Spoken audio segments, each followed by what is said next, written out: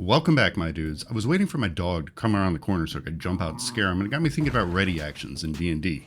Thinking about D&D is fun. So today we're going to take a quick look at ready actions in D&D. We're going to talk about what it means, how to do it, why it's awesome, and why you should do it more, even if you're a DM. But before we get started, if you share our passion for D&D and you crave a channel that is dedicated to the heart and soul of our hobby and not just the industry noise, you're in the right place. So join our growing community by hitting the subscribe button, and don't forget to toss us a like if you enjoy this video. So let's get started. Ready action allows your character to cut in line in the order of initiative. It allows you to plan for and perform an action outside of your turn. But to do so requires three things. First, you must declare your trigger to the table. If the bandit gets within 5 feet of me, next you must declare what you're going to do. I'm going to stab him in the face.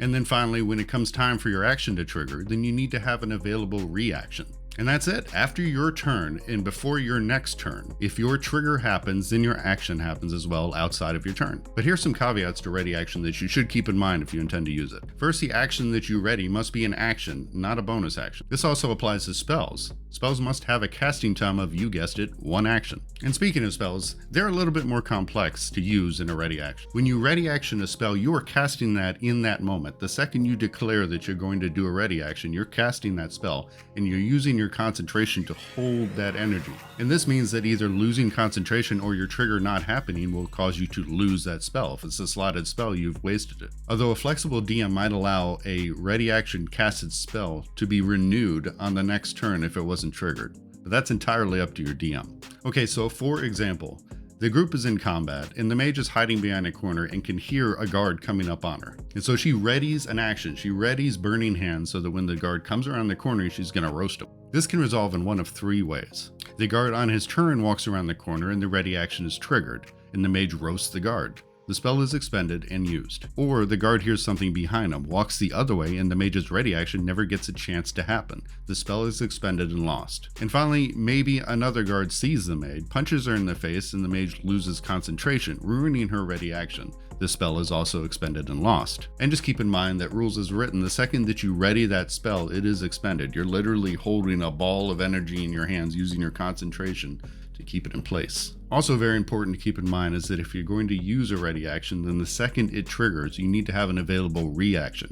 The ready action uses your reaction to trigger. In that sense, it's kind of an expensive option, an expensive tactic, especially for casters where you could potentially be using your action, your reaction, and a slotted spell. So it's critical to remember that if the ready action is triggered and you've already used your reaction for like an attack of opportunity or to cast shield, your triggered action is not going to cast. And that's pretty much it for ready action. It's a pretty simple concept, but it is way underused and it's so insanely cool. I'm willing to bet that you've faced a round or two in combat where you just couldn't do anything. And it's so frustrating because either the enemy is outside of range or you can't see the enemy. You know they're there, but you just can't see them, so you can't target them. And so you just end your turn with almost nothing done. But the thing is, you probably left some options on the table. I mean, sure, you can't see the enemy right this second, but maybe just 2 turns later, he pops up and then you could have had a go at him. And people love to say that 5e D&D combat is slow and boring, but ready action actually strikes at that misconception directly. It allows you to stay active, to be strategic, and therefore it elevates combat and makes it much more dynamic.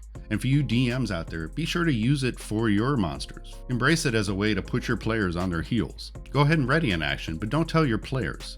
Do a little gamble and see if you can guess where and what your players are going to do next. And if it's successful, then watch with glee as your players can't understand how they got whacked upside the head outside of initiative order. And that's it for now, guys. Leave a comment if you have a funny ready action that you've used in the past or has been used against you. And always, don't forget to subscribe. Have a killer week, and I'll see you guys next time.